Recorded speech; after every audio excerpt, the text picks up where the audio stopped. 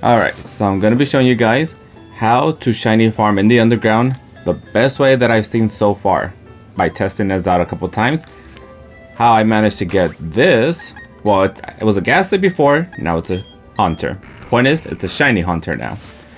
Alright, so we gotta do some prep work before we go into it. First thing you're going to want to do is go here. Should be Route 203, right before you enter the cave. I made a whole video about how to get a Abra. More specifically, you're going to want a synchronized Abra with the nature that you want. So you can see synchronized is the ability, and this is a modest nature, because I wanted a modest Ghastly. Now, when it comes to this Pokemon, it's not super rare. I made a whole video on how to get it, and then how long it took me to get it, if you want a Twisted Spoon as well. There's a whole video on that. I'll put that in the description for anybody who wants to see that. But first things first, get this Abra with the right nature that you want and synchronize. After that, what I would personally do is just feint the Pokemon. Synchronize still works even if the Pokemon is feinted, as long as it's at the very head of the team like it is right now. Next thing is you want a Pachirisu, more specifically one with the runaway ability. That way you can make sure to run away from any Pokemon you don't, if it's not a shiny, if you can run away right away and just go through the whole rotation a lot quicker. To get Pachirisu, right here at Route 205, I picked it up in this grass area. It's a little bit rare. It took me but it only, personally took 3 encounters to get one. But it didn't have the right ability. I think it was pickup. The next time I did it, I think it took actually 2 encounters, and then I managed to get one. And it had the runaway ability. Another thing to note when it comes to the Pokemon, make sure you have a Pokemon that's at least strong enough that it can survive against the Pokemon in the underground. It does scale to where you are at the game. So like in this case, these 2 are more than enough to handle it. I think when I first went here, the Pokemon were like about 20, 22. So I mean, depending on where you are at the game, it shouldn't be too difficult to get. And if you happen to have any repeat balls, even better. Alright, so once you have your Abra with the right nature and synchronized ability, and you have your Pachirisu, you have the rest of your team that's going to help you survive. Also keep in mind what kind of Pokemon you're hunting. Now, I'll definitely say this because it's very important. Unless you absolutely need to have a special Pokemon in the underground like Ralts, for example. That Pokemon can teleport. So you're going to want to have an Pokemon with the ability Mean Look. Like in the case if you do find it, you can use a Ghastly. Most of them have that ability automatically. Or just some Pokemon that can do something against Ralts trying to run away. The other thing is, and this is also very important, unless you absolutely need to have one of these special Pokemons for your first run, before beating the Elite Four and all that stuff, I would personally just pass on these special Pokemon. Reason why is because you only encounter one every single time you go into the underground biome for the one you're going after. It took, I don't know, like 3 days of me trying to get a Ralts till I just say, you know what, this isn't worth it, I'm done. It could have been longer. I mean, some people get lucky and they get their shinies right away, but if you're hunting for a specific one, unless you really need it, I would personally just don't do it. What is a lot easier is some of the other Pokemon on there that I'm going to be talking about, like in this case, Ghastly. I'm going to show you how to get a Ghastly shiny if you want that. So we have all our prep work. Personally, I don't think it really matters that much where you're going in the underground. One other thing I will say is it's a lot easier if you do have the online membership, because every time you go into it, there's a chance it's already like at 10, 15, sometimes even 30. It can be close to already being filled by the time you go under, so it's much easier to do that. If you have some friends, even better, you can all collect the Diglets a lot faster. You can still do it by yourself if you don't have any of these things. It just takes a little bit longer. And then I'll show you a way to make it even faster. Alright, so now for us, we're going to go into the lower right of the screen, because that's where we have our secret base ready to go. So let me just get through this part. A lot of the times that I've come down here before, like you see right now, it's 0 out of 40. Most of the time, I'll just actually just skip it, go back up, come back down, and see if I can join in on somebody who's already like more further ahead. But if you want to start off from right here, that's fine too. Keep note that for the Pokemon, if you're trying to get that, I think what is it, Beat Off? That one Pokemon that everybody uses as an HM slave, the pre-evolution. Those, that biome at the very top usually is the best place to get them. They're like all over the place. I think for that Gastrodon Pokemon, I think that's what it's called, that slug Pokemon. All over the place. Very easy to get if you're trying to shiny hunt. I would go for either of those two. I hate when they do this. They're in the way, now I gotta go all the way around. I'm trying to avoid encountering any of these. Well, look at that, it's already at 5. If you're trying to get the Gaston, you're going this route, you should be able to rack up some of the Diglets by the time you get there. There's another one. All I will also say is when it comes to your base, you're going to want to move it close enough to where the biome you're trying to go for is, but not too close. Only because sometimes it's a little bit difficult to have the Diglett spawn where you need it to. So you're going to want to pick... Ah, crap. Okay, well. Let's see if it's a shiny. Nope. Okay. Well, this is why we have our Pachirisu to help us run away.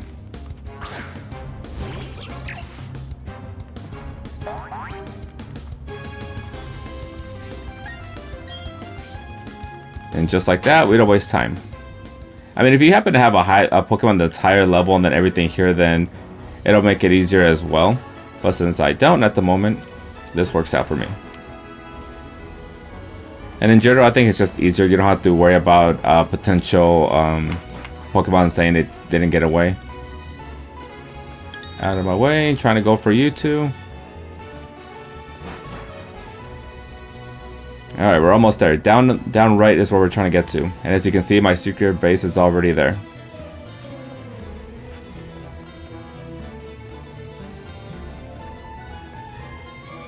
Now, what you're going to do is...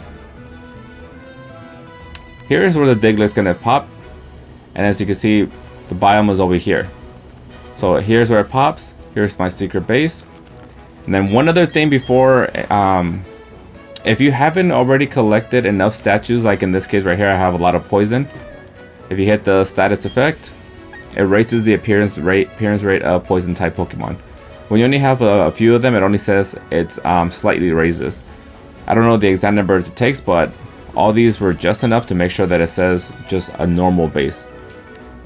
Now, once you have the effects in place of whatever you're trying to hunt, you're just going to come out. No Diglett, go back in.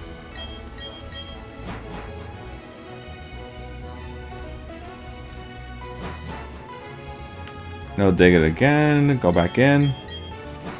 Whenever you see Doug Trio that pops out, it just warms my heart to know that much faster. Oh, come on, that's some bad luck. Alright, well, normally it doesn't take this long to see at least one Diglett pop up. But because I'm recording for you guys, of course it's taking forever. Alright, here's one. I'm gonna do this until I get to 40. Probably should have waited, found the group that was already a little further ahead, but whatever. We'll make it work. I see somebody else running around. Hopefully they help us out with the counter. And this is why it'll make it much easier if you're with friends, so they can do the same thing in their own biome, or if they want to do it in the same area, you guys just keep going back and forth until you rack up the number. I'll definitely say having friends is very ideal when it comes to this.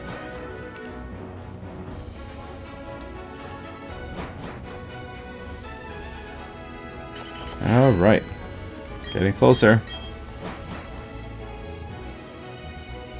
Now, I don't know when it comes to the secret base how it changes the appearance of Pokemon, depending how close to the biome is, like if it's right outside the cave. I tried doing it and it personally didn't see a huge difference compared to keeping it over here.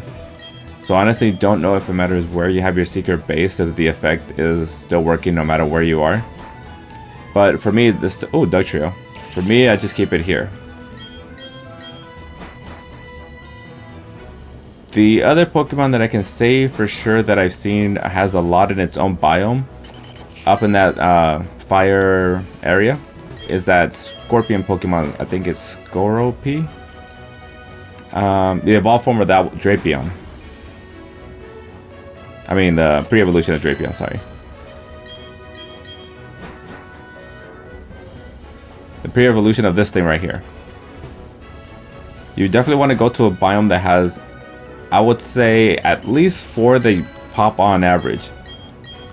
Because it makes a huge difference when you're encountering them. I think your odds, instead of 1 in 4096, I think it's, I want to say 2 or 3 in 496 when you have the Diglett counter to max.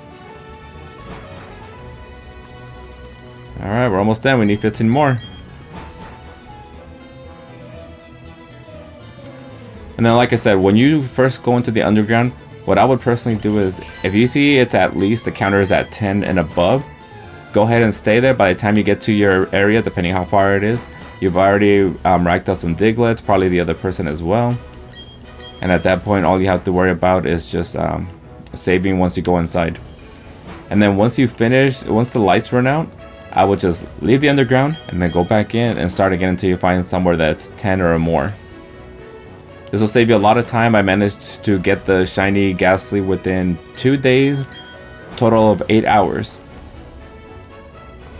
And I think I encountered, I want to say maybe 7 or 8 Ghastly in the biome we're going to go to right now. So to me that's amazing, as opposed to doing the special Pokemon when I was doing routes. I would go in, the fact that it's also rare means it's not popping up as often. And other rare Pokemon are there, like Togepi, Lickitung. I think Swablu was there as well. So I would get 1 route, maybe, no, let's say 2 routes in an entire run out of those 40 Diglett counters. So racking up these points only to get possibly 2, maybe 3 if I'm lucky routes, to me was not worth it. So that's what I'm saying. Unless you absolutely need to get these special Pokemon, I would just try to wait till you beat the champion, get the Poke Radar, and do it that way. I heard it's annoying to try to get the chain of 40 without it breaking, but I mean, personally I think that's a little bit more reasonable than doing it this way and only encountering 2 to 3. If you're lucky at that. Sometimes I would only get 1 out of the lights. Alright, we're getting very close. We just need 8 more. So I gotta say, I had a lot of fun. Before I even beat the second gym leader, I already had, oh, here we go, almost there. Shiny Ghastly. So you can definitely get some, get a good shiny before even the second gym leader. And all these statues, I got them, everything was before the second gym. Now, it's your call. I'm 37 out of 40. Most of the time, if I know someone else is collecting them, I'll wait right by the base so I can instantly run in and not waste any time, because I try to do 3 runs of the I'm trying to hunt Ghastly. Most of the time it's about 2 that I only manage, but when I'm lucky I manage to get 3 runs. Now just because I don't want to waste too much time on this, I'll just go until I have the 40. See, like, I'm very tempted to just wait by the entrance, but even if we don't get the 3 runs, that's fine, as long as I show you guys how it works. Once I hit the lights, I'm completely set and ready to go. Wait, I see somebody running. Hold on. Normally I would not do it, but I see people running up there. There you go. I knew it. If you see people moving around, just wait by the entrance. Alright, so first thing we're going to do, hop in the menu, save real quick. Bam. And then you can count off all the Ghastly we encounter. There's a bunch of these running around. Alright, that's 1.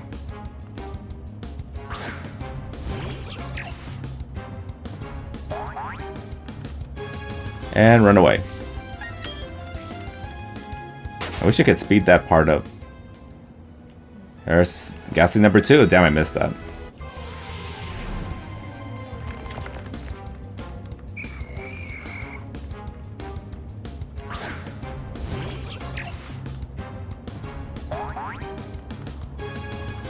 Alright, run away.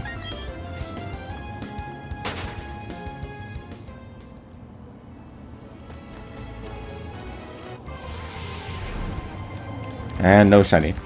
Now, what you could do is have a Pachirisu that's strong enough to fight whatever Pokemon you're doing. Like in this case, when I fought the Ghastly, when I found it, I'm pretty sure I used Pachirisu because I didn't need it. I knew it wasn't going to run away. But if you're trying to fight a Pokemon that is going to run away or something, I would definitely recommend just having a Pokemon that's higher level so you can automatically start with that Pokemon. And that way you can hit hypnosis or mean look, whatever you want to do. Or like I said, catch one of these Ghastlies and just mean look the Pokemon. But if you're not, in this case, if you're trying to catch something like a Ghastly, you don't have to worry about it doing anything, hurting itself. You could just go ahead and catch it with no issues. Alright, seems like this area right here, there's never really any Ghastly, so if you end up doing this, don't go in that bottom area. I don't think I've ever seen one. What is this, Ghastly number 5? It's probably like 2 or 3 more, and then we can go out and come back in and do it again.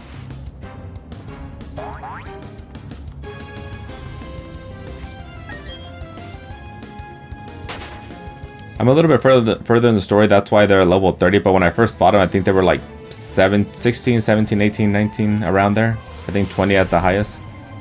But that's because I haven't beaten the 2nd gym at that time. I've already beaten the 3rd gym at this point.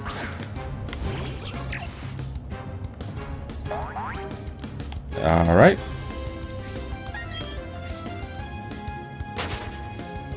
And this just makes it way faster. You're encountering a lot of the same Pokemon. Alright, no more. You're gonna go out. Go back in. Another thing that's gonna help when you're doing this is try not to bump into anything and just go straight for the Pokemon, because when you're bumping into the landscape, it just slows you down more. And that's honestly what cost me gain a 3rd run most of the time. I think we encountered 7 Ghastly or so. See, which to me is like, that's way better compared to doing 1 or 2 in an entire run. See, like this gets in my way. Get over here. Sometimes you see a Ghastly up in that corner, but I guess not this time. And this is what I'm saying about the secret base thing. To me, it's not like a huge difference when I put it right next to the entrance. So it makes it more worth it to me to be able to get the Diglett counter going up than to just have it on the side and then run even further just to get to it.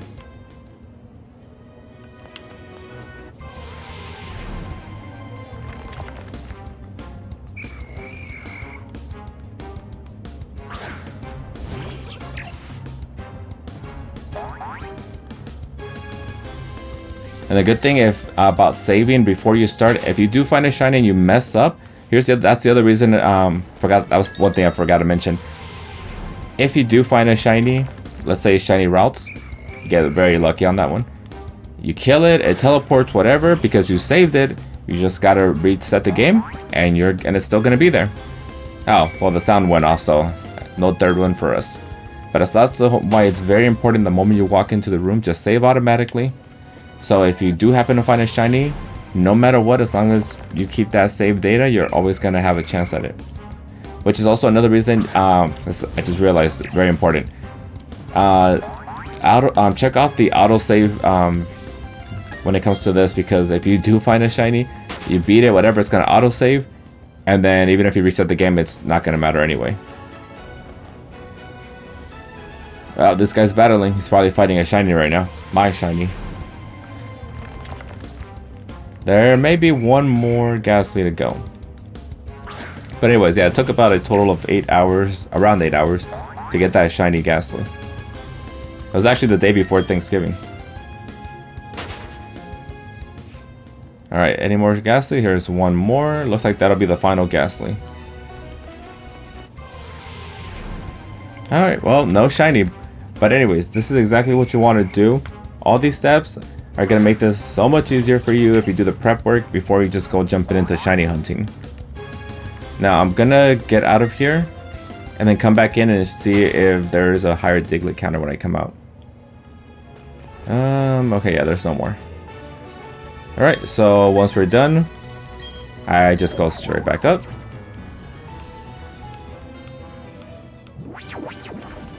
And then we're going to go right back down again. Oh, not that. No. Damn it. Okay, hold on. I messed that up. Internet. Yes, let's go.